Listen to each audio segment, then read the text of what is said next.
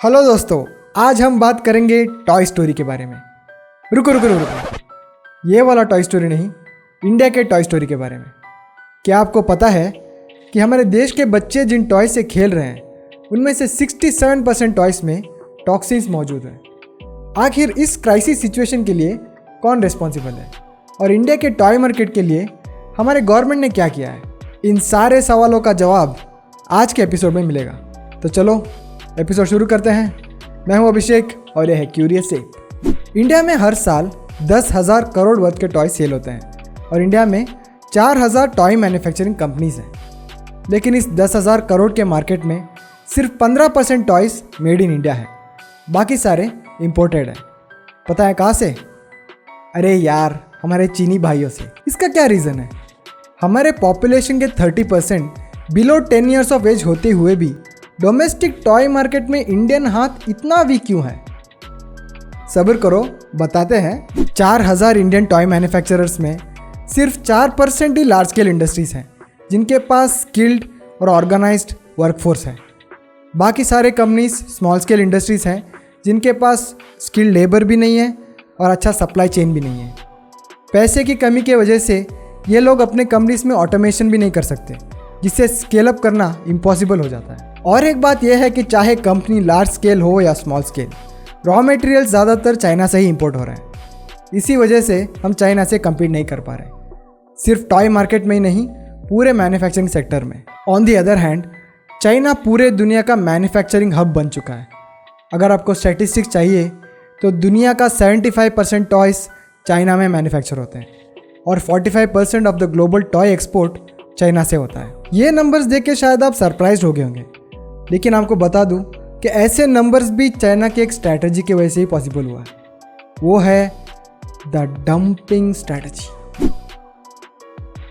Imagine कि आप किसी कमोडिटी को ह्यूज नंबर में मैन्युफैक्चर करें और इसको सस्ते दाम में एक्सपोर्ट करें, चाहे आपको इसमें लॉस ही क्यों ना हो।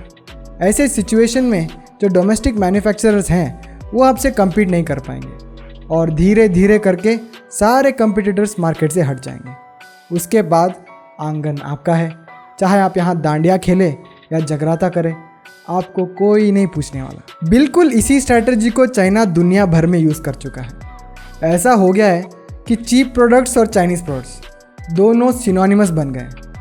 वर्ल्ड ट्रेड ऑर्गेनाइजेशन के पॉलिसी के हिसाब से भी ये मूव्स प्रोहिबिटेड है, लेकिन China is all about the tug life. और एक मुद्दा है चाइना के चीप और डेंजरस मैन्युफैक्चरिंग प्रैक्टिसेस की।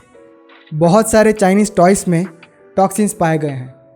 2007 में मेटल कंपनी ने 19 मिलियन टॉयस को रिकॉल किया क्योंकि उनमें लेड के ट्रेसेस पाए गए थे। जर्मनी, फ्रांस और 13 और यूरोपियन कंट्रीज़ ने चाइनीज़ टॉयस के बारे में कंसर्न रेज किया है। ऐसे टॉक्सिन्स होने के मेन रीज़न है उनका लो कॉस्ट होना और अनरेगुलेटेडली मैन्युफैक्चरिंग करना। इन सारे इल्ज़ामात को मद्देनज़र रखते हुए हमारे गवर्नमेंट ने भी कुछ अपने प्लान्स किए हैं।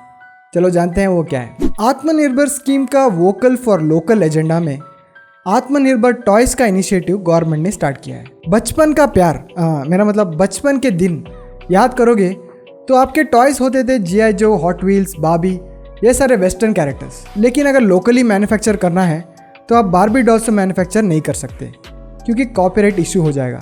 डोमेस्टिक टॉय मार्केट में सक्सेसफुल होने के लिए आपको लोकल आइडेंटिटी से एसोसिएट करने वाले टॉयस को बनाना पड़ेगा।